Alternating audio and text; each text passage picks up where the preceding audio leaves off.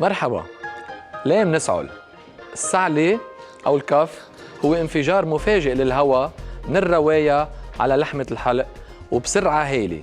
ممكن شبهها لطابة التنس بسرعة 75 كيلومتر بالساعة أو البيسبول 130 كيلومتر بالساعة، بينما السعلة هي أسرع بكتير فسرعتها ممكن توصل لل 150 كيلومتر بالساعة. بس السرعة القوية للسعلة بتنظف المجاري الهوائية من كل جسم غريب معلق أو بيعترضها. لتتم السعلة عدة أمور بتحصل بانتظام.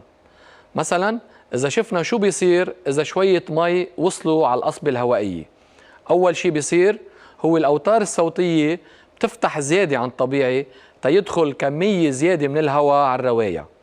تاني شي الابيجلوتس أو لحمة الحلق بتسكر على الهواء، بالوقت ذاته عضل البطن والضلوع بيشدوا سوا تيعلى الضغط ورا لحمة الحلق اللي بيوصل لانفجار الهواء المحبوس، وبيطلع معه صوت لما بيمرق على الأوتار الصوتية.